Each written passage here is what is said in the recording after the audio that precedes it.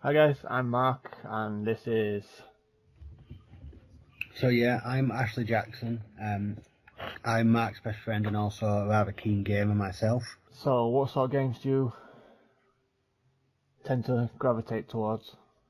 My favourite type of games are kind of dark RPGs, like the Soul style games, and other games like Gran Turismo.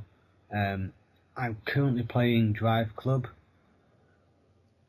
and I've also finished quite a few games to platinum because I'm a bit of a games completionist. Unlike me that just gets through story. I know, it drives you mad to no end. I'm RPG myself, as you know. It's just, I guess it's the stories and the worlds that draw me in more than anything else. I think that's why I tend to sort of settle that way out.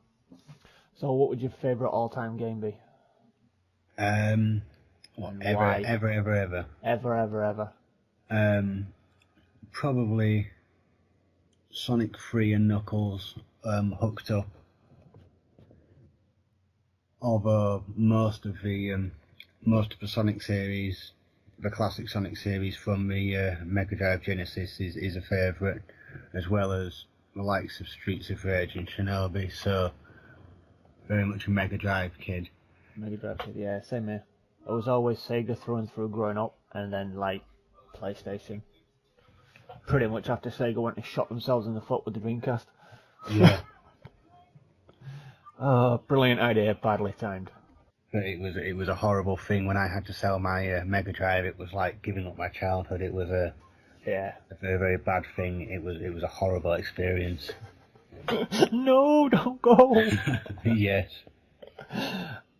Worst game you've ever played. And if you say any of the Final Fantasy, I swear to God, I'm going to pull your eyes out down this line. Worst game ever. Worst game you've ever played. Probably Spider-Man for the Atari 2600. Why so bad? It was the sound effects, the graphics were really, really blocky, and this is like the 1980s we're talking. I'm not surprised it was terrible. yes, it had poor collision detection as well. It was just difficult to actually have a smooth gaming experience from it. I actually half expected to say Skyrim. No, because it's never that bad a game. It's just that I'm not a massive fan of it. It's the FPS thing, though, isn't it? It tends to throw you. Yeah. Worst game for me. I don't know. It's hard to say. Quite possibly Back to the Future on it's Final Fantasy XIV. It was the game that kind of showed me where the industry was going. Kind of really opened up what RPGs could be. Yeah. I mean, Sony sort of set the bar for hardware, and then Square sort of blew it to bits by, yeah, but your hardware's good, but we can do this. Yeah. Favorite console and why? Favorite console. To be honest, it would have to be PlayStation because I was so disappointed about selling my Mega Drive, and then I got a PlayStation and I was like, oh, new games, and then I started with Tomb Raider, Gran Turismo, and I was like, whoa, hold on a minute, these games are just so much different to the games I've been playing, and it really made me think, oh wow, look what's possible, look the potential of what could be. The size of the worlds and the things you could do, the interactivity, the exploration. It was a leap. It was like a quantum leap between generations for me, and I just couldn't believe what was possible on a PlayStation. See, I'd already kind of seen that potential, but not quite, because this is probably going to get argued to high hell, but my favourite console is still the A1200. Yeah. I mean, the Amiga, yes, it was bordering PC, but it wasn't. It was more... It was almost a weird hybrid between the two, but it was more console than it was PC. Yeah. Especially when you consider a lot of the onboard hardware was dedicated. Because it wasn't actually it wasn't a proper PC, was it? But well, no, it had its like sound chips and like graphics chips and that. They were all purpose built for that console, for that system. They were all. Yeah. Every chip on that board was designed to do one thing and one thing only. Yeah. So, in a lot of ways, it was always more console than it was. The only similarity to PC it had in reality was it ran off floppy disks. Yeah. So, yeah, I would have to, and I spent a lot of like the mid-90s on the Amiga, so. Also, the first way I got access to the internet as well was my Amiga. Yeah. Alright, here we go. On to the whole point of this whole thing. Final Fantasy XIV. So, for me, I played the beta when they released it on the PS3. I had a whole thing about I'm not paying monthly for a game I've just paid 50 quid for. Yeah. And then I got lucky, and I found it for £3 with 30 days free. Yeah. Figured I'd get in, get the trophies, get out. And that's that type of deal that you need to snap up. Oh, absolutely. Well, the PS4 had just come out. We already knew the PS4 version would come in. The PS3 version of Final Fantasy just price crashed. So, yeah, I got lucky. But, well, here I am 3 years later. I think I've been on sub for less than a month. Yeah, but I mean, it's as good as free, isn't it? £3 for 30 days, and 3 days, 30 days free as well. Yeah. Is a ridiculous bargain, really. Exactly, it was hard to ignore. And then I figured I'd just sub till I got all the trophies and got the plat and get out. And then the expansion came out, and I just never left. And all the new content keeps coming out as well. We get the patches every, 3 or 4 months, so. You know, it pays for itself, in essence.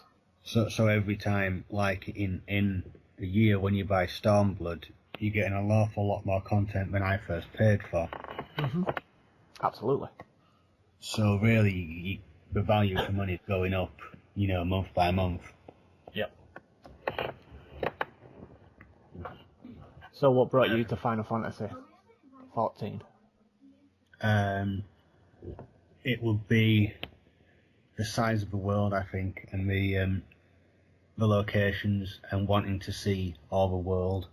And of course, once I started playing, I found it playable and easy to pick up, and just get the basics. But the more I got into it, the more I was like, hey, I've got to actually, properly learn what I'm doing here. Yeah. So that was a big thing coming back for Stormblood, wasn't it? Yeah, and I really enjoy Bard now. I think it's much better than it was. But having played through Stormblood now, the content is what keeps me playing. The world and the achievement and the drive to achieve, so I can see new places. And the sheer amount of content is just ridiculous, and growing and growing and growing every single month. Yeah, I mean, you're looking at 110 hours plus. 3 expansions, all 40 something hours. Well, you can get through Heavensward and A Realm Reborn pretty quick, but only because of the expansions and the XP boost, stuff like that. So yeah, because the idea is to get you to the new content, isn't Stormblood as quickly as possible. Yeah, and that's assuming you made quick progress. Yeah, and you're a bit of a speedrunner. It's going to take most people quite a bit longer than that. Well, the good thing about Final Fantasy as well is it doesn't just cater to core players. It also, you can be a casual and still get in and out pretty easily. Yeah. And still see an awful lot of the game. Yeah.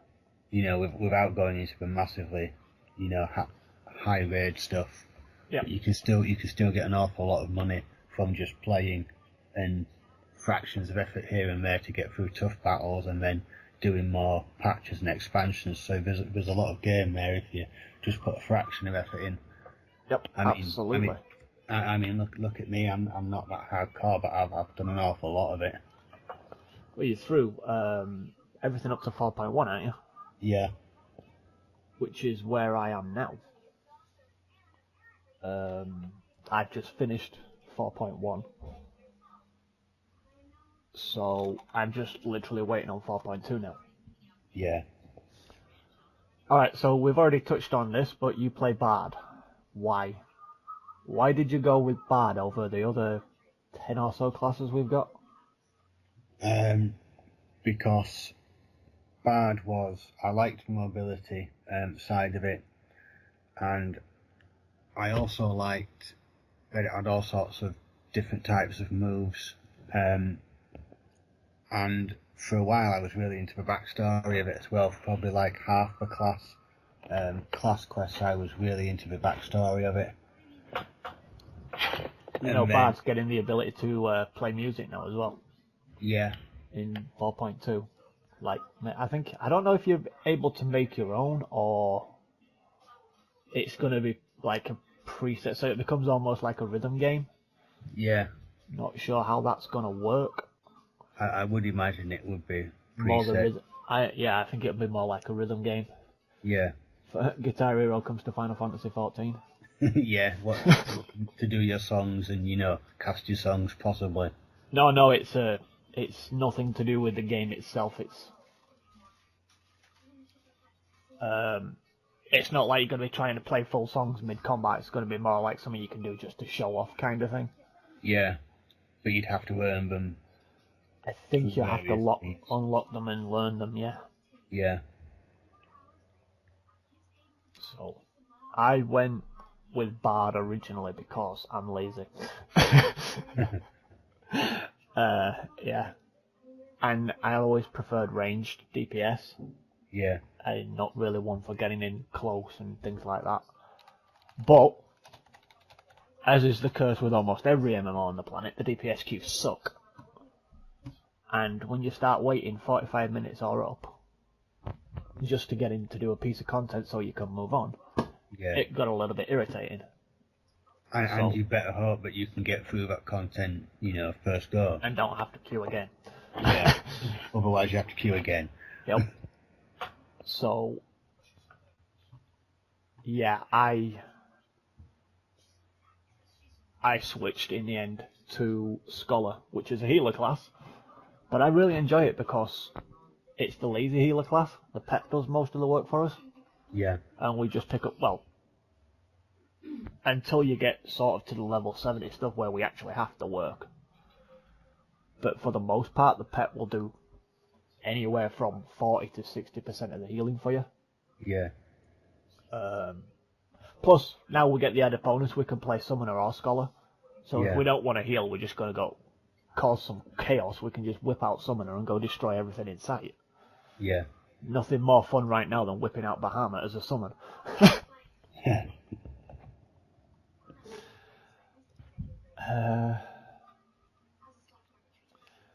Alright then. Favourite thing about the game? Favourite thing?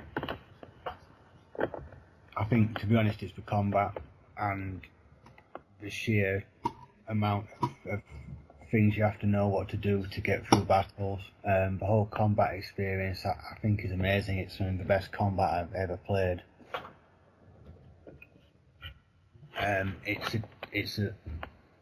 It's something between being accessible but also difficult-ish.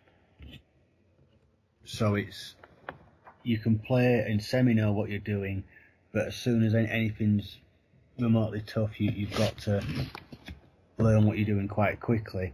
So it's a nice balance between being easy to pick up but difficult to get really, really good at. But at the same time, you can also, there's a lot to do, so you don't have to be, top 5% in the world to actually get anything out of the combat. There's just so much to do. So yeah, the combat keeps me coming back. For me, it's still the story every time. Every time it's the story, it just gets better and better.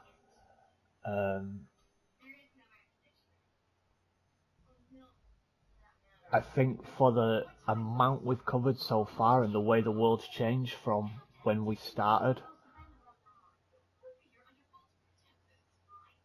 I think that's been the biggest achievement Square have managed to pull off.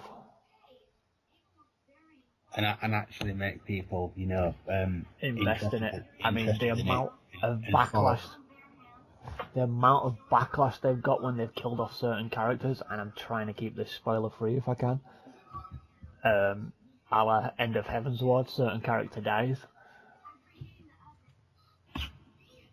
It was quite comical in a lot of ways. And of course then you got the Hildebrand stuff, which originally was just hilarious. But that just proves how much people are invested in the story, doesn't it? Of course it does. Care so much. That when their favourite character dies, they threaten to quit the game. Yeah, and it's like near enough world ending. It's like, no, how could you?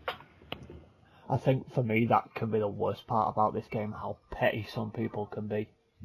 It's just like, no, go away, get a grip. It's because it's so good in so many ways, but some people just take it that little bit too far, but they might not even realise it. But it's such a great game in so many ways that it inspires people to be a bit hardcore about it, especially if you want to get anywhere near decent at it. It's a bit like Souls games, isn't it, in that respect? Yep. You've either got to be fully into it, or you're not going to get more than a couple of hours in.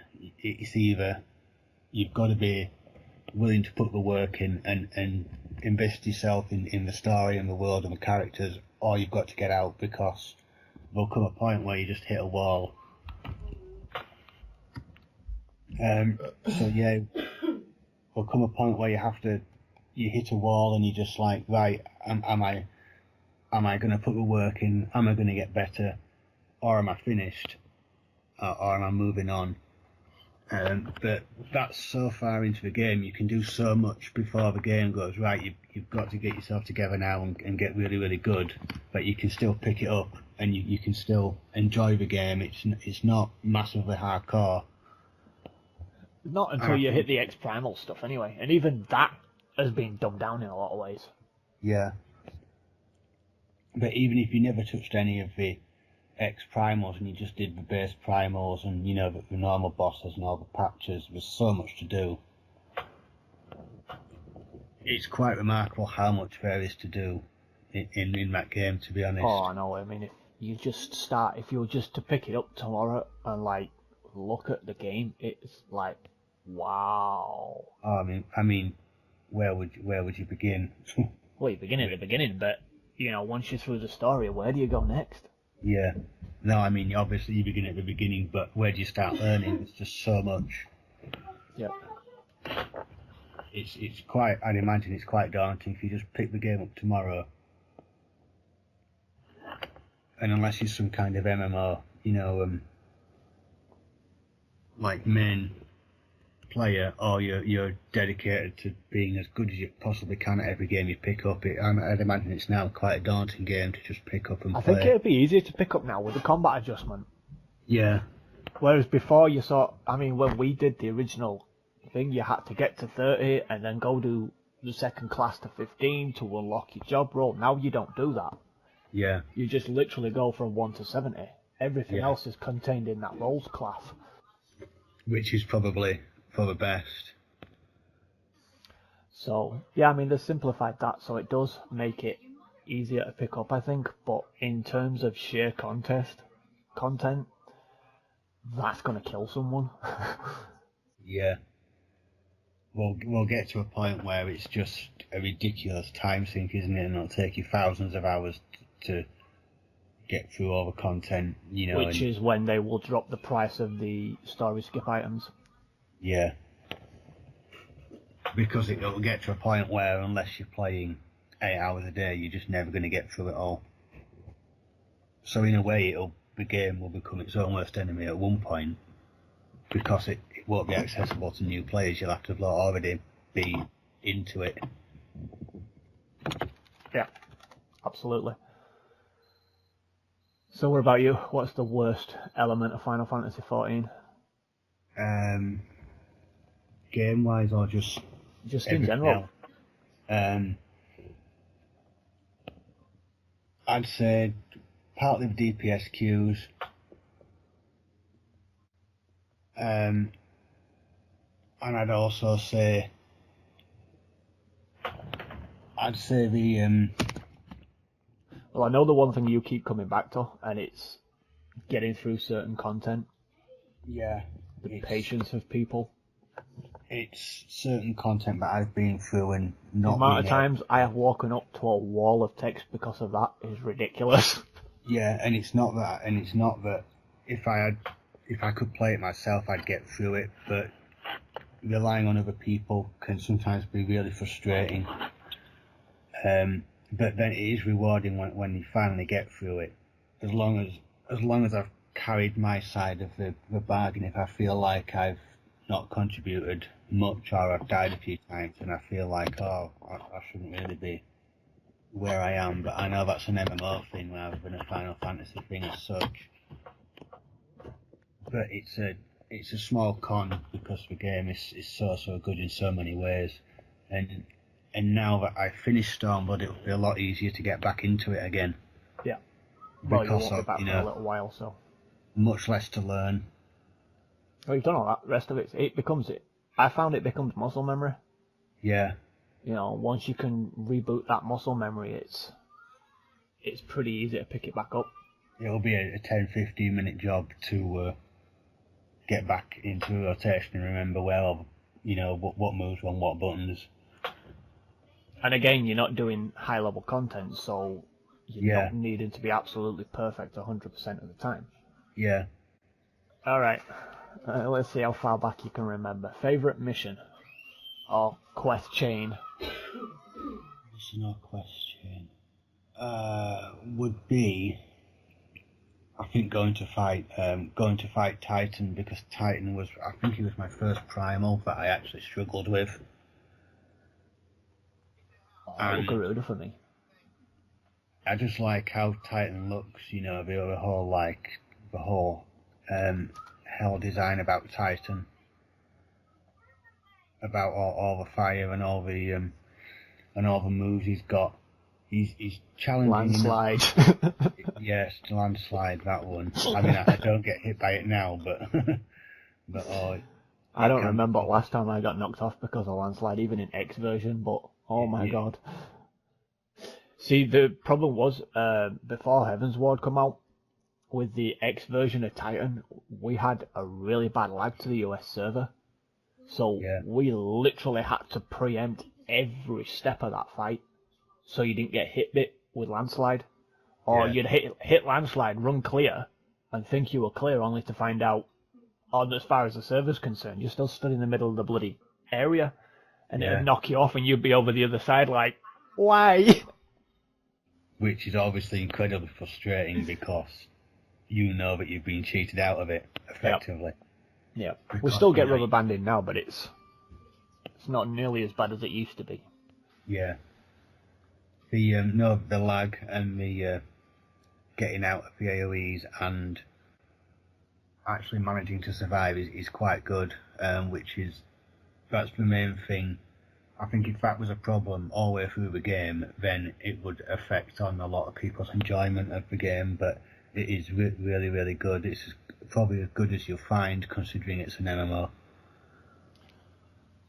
For me, favourite chain? I gotta go with the original Hildebrand chain, because I don't think anything's made me giggle like that in quite a while. That original O Realm Reborn was just... yeah. It was just funny and a fun distraction, and obviously it brought back certain characters from the other series as well. I think that's what Final Fantasy XIV does well as well. It's homages to the other games. Yeah. I think they've done that really well, like the Gold Saucer from 7, Typhoon, we're rumoured to be getting Blitzball, although that idea scares the crap out of me and makes me dread it, to be honest. I will be staying away from it. I hated that game. Online Blitzball. Against some sort of Japanese god who plays Blitzball 12 hours a day and you've no chance in hell. Well, it's either going to be that or it's going to be a full match system where Yeah. it's 10 players. Actually, yeah, that's more likely. We already have the 24-man, so the 10-man matchup's not really out of the realm of probability. And considering it's, an MMO, it's likely that you'll be in groups of 5, isn't it? Or Yeah. perhaps expanded. It'd be 5 on 5. So which is gonna basically be- 5-a-side, innit? Which is going to be like, well, it's utter chaos, isn't it? But then you'll end up with guilds dedicated to blitzball and things like that, so... Yeah. Aye. And you'll end up with super teams, won't you? Super teams that are just unbelievably hard to beat, or you'll randomly join a team and get kicked because you're crap. Yeah. PvP can get a bit like that sometimes. Yeah. I mean, I know you don't play PvP much, but it does happen. It's happened to me a few times.